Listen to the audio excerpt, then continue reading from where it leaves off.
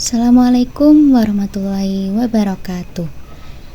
Perkenalkan, nama saya Anissa Afifatul Mufidah dengan NIM 233141102. Prodi Pendidikan Guru Madrasah Ibtidaiyah UIN Raden Mas Said Surakarta. Pada kesempatan kali ini kita akan belajar bersama-sama mengenai apa itu energi. Sebelumnya teman-teman udah ada yang tahu belum apa sih itu energi? Jadi energi adalah kemampuan untuk melakukan usaha dan mengalami perubahan. Nah, sebelum masuk ke materi selanjutnya, ini kita ada lagu tentang energi dan perubahannya. Kita nyanyi bersama-sama dulu ya. Energi adalah kemampuan benda untuk melakukan kerja atau usaha. Energi itu ada bentuk-bentuknya, bentuk yang bisa mengalami perubahan. Ada energi gerak, panas dan juga listrik. Ada kimia, bunyi juga cahaya. Energi listrik bisa berubah jadi bunyi. Contohnya ada pada televisi. Nah, lalu apa saja sih sumber-sumber energi itu? Yang pertama itu ada sumber energi matahari. Nah, matahari ini menghasilkan energi panas dan cahaya terbesar di bumi.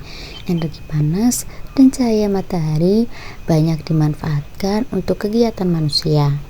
Selain itu, matahari juga dipakai untuk membangkitkan listrik atau bisa disebut dengan tenaga surya. Lalu sumber energi yang kedua ada makanan.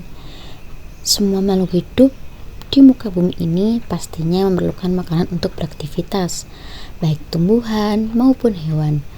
Nah, makanan menghasilkan energi sehingga kita bisa menggerakkan otot tubuh untuk beraktivitas seperti berjalan, belajar, olahraga, dan berkegiatan lainnya. Lalu sumber energi yang ketiga ada bahan bakar. Bahan bakar dibakar untuk menghasilkan energi. Contoh dari bahan bakar seperti bensin, solar, gas LPG, minyak tanah, gas alam, batu bara, dan kayu bakar. Semua bahan bakar mengandung energi kimia. Saat dibakar, semua energi ini akan diubah menjadi energi panas. Sumber energi yang selanjutnya yaitu angin. Angin adalah udara yang bergerak. Angin menghasilkan energi gerak. Angin berguna untuk menggerakkan kapal layar atau menerbangkan layang-layang. Angin juga bisa menghasilkan energi listrik dengan menggunakan kincir angin. Sumber energi yang selanjutnya yaitu ada air. Semua makhluk hidup membutuhkan air. Air juga bermanfaat untuk sumber energi gerak. Manusia memanfaatkan gerakan air sebagai pembangkit listrik. Sumber energi yang keenam ada baterai. Penemuan baterai memudahkan manusia membawa alat elektronik. Benda-benda seperti senter, HP, dan jam menggunakan baterai sebagai sumber energinya. Sumber energi yang terakhir ada panas bumi. Bumi kita menyimpan uap panas atau disebut panas bumi. Manusia memanfaatkan panas bumi sebagai sumber energi panas. Dengan perkembangan teknologi, panas bumi bisa diubah untuk menghasilkan energi listrik. Lalu, apa saja sih bentuk-bentuk energi? Bentuk-bentuk energi yang pertama yaitu ada energi panas. Adanya energi panas membuat manusia bisa menghangatkan tubuhnya, mengeringkan pakaian, mengeringkan makanan seperti ikan, garam, dan kerupuk. Selain itu, energi panas bisa dipakai untuk memasak. Contoh yang kedua itu ada energi cahaya. Energi cahaya adalah energi yang dipancarkan oleh sumber cahaya. Energi cahaya menyebabkan tempat gelap menjadi terang. Nah, contohnya itu ada pada lampu. Kita lihat pada kehidupan sehari-hari, pada saat siang hari rumah kita pastinya tidak menggunakan lampu, tidak menyalakan lampu karena masih terang, diterangi oleh cahaya matahari.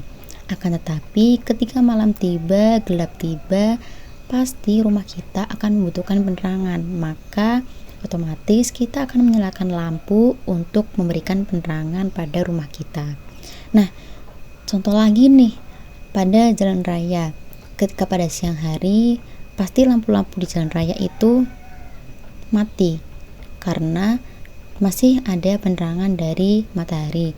Akan tetapi ketika malam hari, gelap tiba, matahari sudah tenggelam, maka pasti lampu-lampu pada jalanan itu nanti akan dinyalakan karena untuk memberikan penerangan pada jalan raya tersebut. Bentuk-bentuk energi selanjutnya yaitu ada energi listrik. Energi listrik sangat penting dalam kehidupan sehari-hari. Pada kehidupan sehari-hari, kita dapat gunakan untuk menyalakan berbagai macam alat elektronik seperti lampu, TV, komputer, radio, dan kulkas. Nah, kita dapat lihat pada setrika. Ketika kita belum tancapkan kabel setrika ke stop kontak, maka setrika itu tidak dapat berfungsi, tidak dapat menghasilkan panas untuk menyetrika baju-baju kita. Akan tetapi ketika kita sudah colokkan ke stop kontak, maka nanti setrika itu akan hidup dan menghasilkan panas sehingga kita dapat menggunakannya untuk menyetrika. Energi selanjutnya ada energi gerak. Energi gerak adalah energi yang dimiliki oleh benda yang bergerak. Energi gerak disebut juga energi kinetik. Nah, pada kehidupan sehari-hari kita dapat lihat contohnya pada bor listrik, kipas angin, blender, dan kincir angin. Nah, ketika kipas angin tidak kita nyalakan, maka dia akan diam. Akan tetapi ketika kipas angin kita nyalakan atau kita colokkan ke stop kontak, maka kipas angin akan berputar sehingga menghasilkan energi gerak atau energi kinetik. Lalu selanjutnya ada energi kimia. Energi kimia banyak terdapat pada bahan makanan dan bahan bakar. Contoh energi kimia adalah makanan yang biasa kita makan sehari-hari. Selain itu, contoh bahan bakar seperti bensin, solar minyak tanah, dan kayu bakar. Bentuk-bentuk energi yang terakhir yaitu ada energi bunyi. Energi bunyi adalah energi yang dikeluarkan oleh benda-benda yang mengeluarkan bunyi.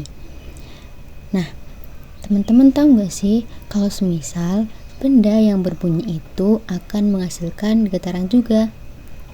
Contohnya nih, pada gambar di samping, ketika kita memetik gitar, terlihat bahwa dawai gitar atau tali gitar, senar gitar akan bergerak, bergetar, dan menghasilkan bunyi.